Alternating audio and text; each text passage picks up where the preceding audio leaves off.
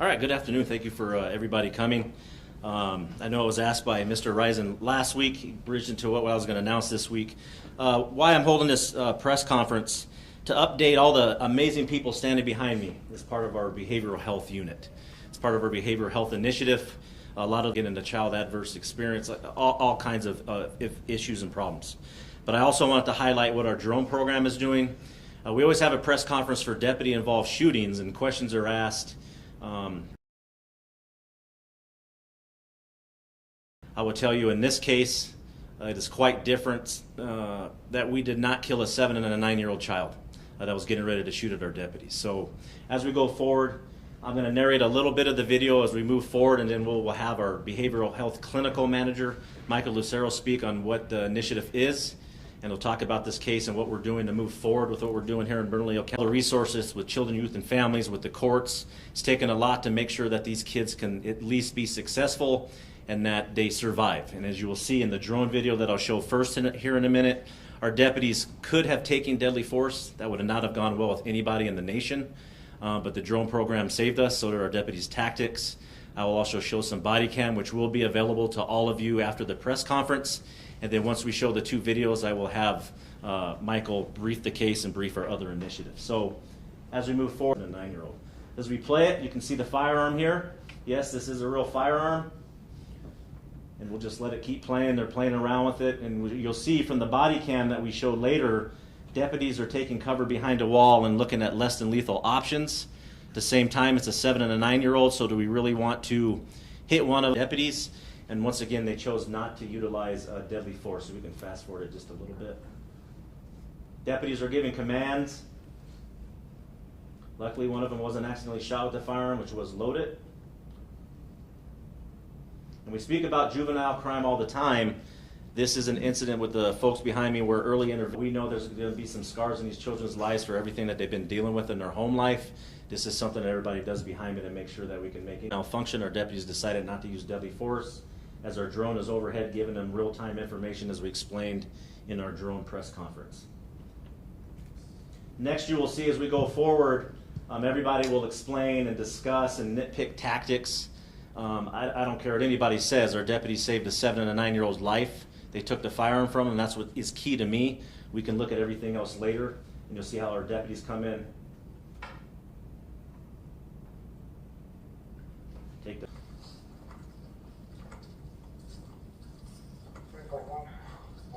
For this call, we were dispatched over 50 times to this residence for numerous calls because of the 7- and 9-year-old's problems and family issues. So it's not unknown for these deputies to arrive there and deal with something dramatic or traumatic. Yeah, you're not in trouble. You have to drop that and come talk to us, all right? There's a magazine inside the magazine well. And if you can imagine what children really comprehend in listening to directions from law enforcement, put the firearm down. Because of a lot of childhood adverse experiences, most likely that's not going to happen. They were taught how to use the firearm, so at this point it's all about de-escalation.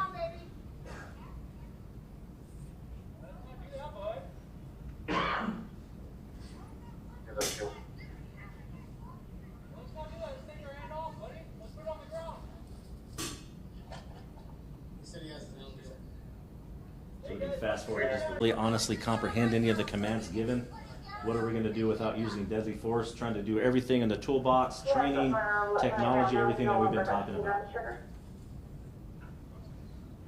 So we can fast forward to the end. Here, you put the gun down. Okay? Come on, Sean. Let's listen, okay, babe? We don't want to hurt you, honey. Can you put it on the floor? It's still going to be right by you. And of course, as you can see, the kids are not listening. The children to distract them, so deputies could try to move in and take the firearm away. Whatever you need, okay? We're just going to wait for a second. Can you do that for me? Well, your mom gave me your name backwards then. You can go all the way to the end. Or for you, and we want to help you, okay? There's the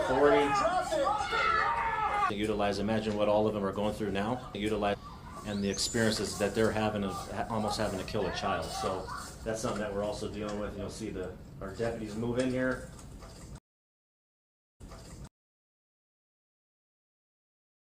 Hi.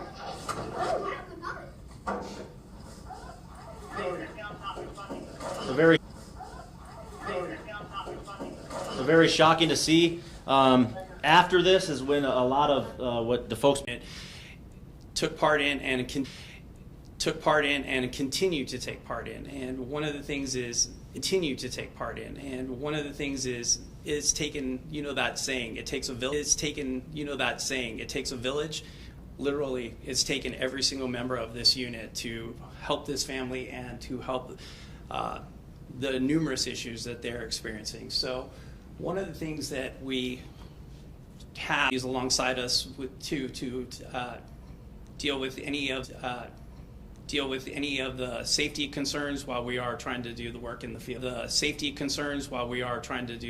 field. So one of the things that we did was immediately started reaching out to different community resources, and as you can see, we made contact with numerous providers in the metro area. And I'll talk about a little bit more about barriers, but Deanna, if you want to go ahead and hit the next one. These different therapeutic approaches with the family. One of them was a MST program through Southwest Family, and because of the children's age, we were restricted and Medicaid was denied, but we were able to find a workaround in that process. We were also brought in all face and wraparound services, so they work constantly, and even beyond normal business hours. So we ended up linking them with numerous things, numerous services which they are still engaged in. And as I mentioned, here are some of the barriers that we faced. Obviously, one of the providers we reached out to that we were hopeful in getting support from, we were unable to get the children qualified for. Another one was that a big issue was that availability. Vehicle accident and lost their transportation, and so we had to fill that gap as well. And so as you can imagine, if you're in crisis and you're suffering from major mental illness and possibly co-occurring disorders such as substance use, it's very difficult to navigate multiple systems. And we have highly educated, highly skilled people on this team. Needed lots of support, and one of the forensic case managers, Danielle Smith, who's right here, she has been pretty much the provider, and the parent involved in this situation reported to her that she and our unit has been the only provider to stick by them during this entire time. Every time this person has reached out for help or asked for support, it's fallen short. And so Danielle has been kind of our rock in this. The district attorney's office. We even reached out to our partners with Albuquerque Fire and Rescue and their HEART program. After the parent suffered that motor vehicle accident, they've been willing to provide rides to medical appointments for the children as well as for the parent. And so we really kind of took this multi-system approach in trying to help this family. As things come up, we've had a number of other agencies step up with anything from financial needs. After the motor vehicle accident, one of our treatment provider who is skilled to work with the person, work with our parent. Limited family support, that has been another challenge, that there are limited family members and social supports for this family, and we have, as the unit, basically have stepped in and become that support network. Lack of financial resources. So these are some of the additional resources we've provided since this case was assigned to us. We've provided gas cards, we've provided food resources, cards to Walmart, so groceries can get bought, things like that. As I mentioned, every member of of our BHU team has provided some support and has touched this case in some way or another. And so we've provided rides. Danielle has even provided daycare so that the parent could get to appointments to.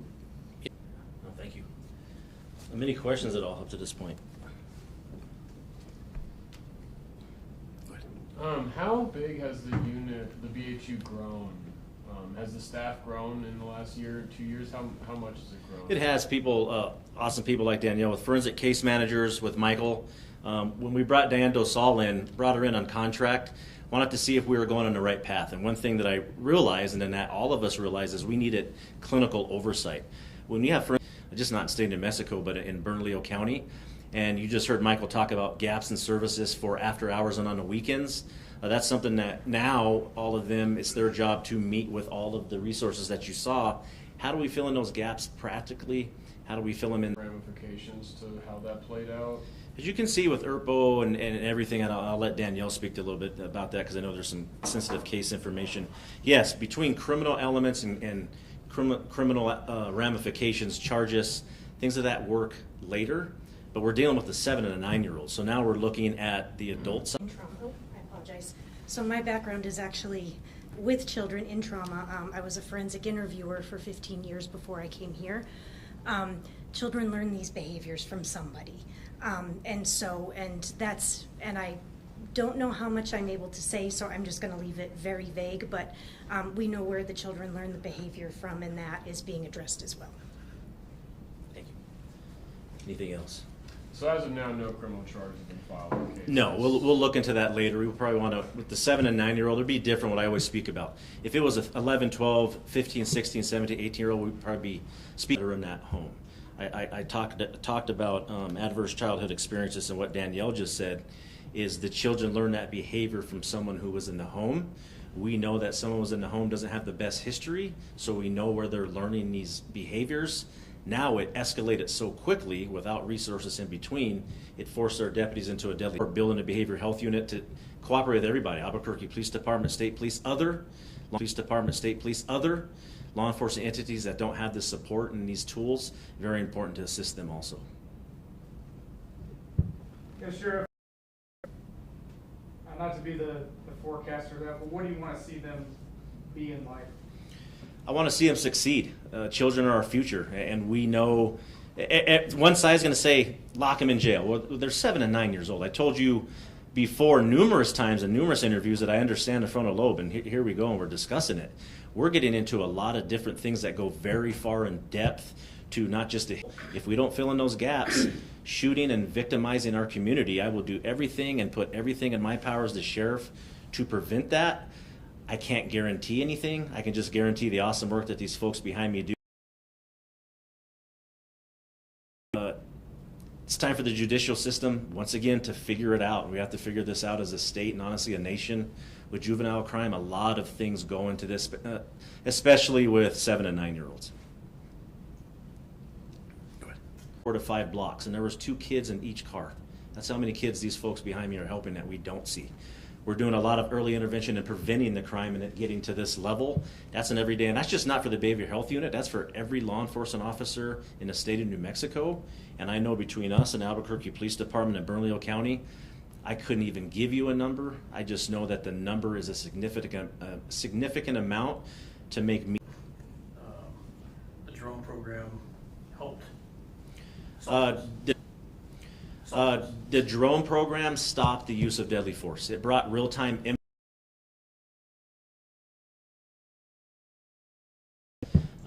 things could have turned out completely differently, so they were able to get cover. The drone went up, gave them things could have turned out completely differently, so they were able to get cover. The drone went up, gave them real-time information, backed off, brought the appropriate resources in. It de-escalated the situation. It slowed everything down. I will be investing even more money in the drone program. We just had a meeting about that in the last 2 or 3 days. When myself and my executive staff were out in Indianapolis. Technology is working, and all the questions are, why are you investing so much in technology? We need boots and is what makes me happy is everything is working together in concert. Makes me happy is everything is working together in concert. Technology. More people from our recruiting effort. Better morale. Excellent qualified people in behavioral health unit. Excellent qualified people in all of our specialty units. More people in the fields of service, south, north, east, in the city limits, making sure that people are getting a service from a law enforcement. Making sure that people are getting a service from a law enforcement entity. That's what we're about. That's what we're about. Last week, I have to shoulder that to try to address that. with have to shoulder that and to try to address that with the BHU. Yeah, it is daunting because I know the 200 is probably more. And there's a lot of things I can't discuss because of HIPAA. Those are people that we are identifying for competency issues before the law goes into effect.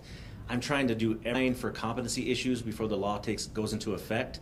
I'm trying to do everything I can, and not my power, but our power as the Bernalillo County Sheriff's Office, to negate the use of deadly force. But let me be clear, that's not always going to happen. Use of deadly force, but let me be clear, that's not always going to happen. Could we bring them down? Yes. Do we want people to succeed? Yes. Do they need resources? I'm begging families out there when they watch this press conference. If you see something, you see the resources I have behind me, please reach out. Go take a call, get our resources if you don't want a law enforcement response. The next question would be, I don't want my loved one to die in front of law enforcement if we're trying to get help for our loved one. I'm giving you avenues, websites, and having this press conference of what resources are available to do everything we can to make sure that the call turns out in everybody's favor. That's what we're trying to do. I'm assuming, like ACS, BHU does Service if there's nothing else available. Sometimes our deputies have to respond alone because of the 1,200 square miles that we cover. But the MCT units have a clinician with them. They can assess. We are also looking in different programs on how do have they had before, and do we need to slow things down? Do we even need to show up? Do we need to make a phone call? Anything and any avenue that we can do to make sure that we're de-escalating, but then making sure that families have the resources, and so does that person that's in a mental health crisis. Many forget the follow through from one call from a field unit to my MCT guys, the follow through for whatever reason, and being into a use of force confrontation. That's what I'm looking forward to see what the competency law does, and that's where we're working ahead of the law taking effect to identify the people in Bernalillo County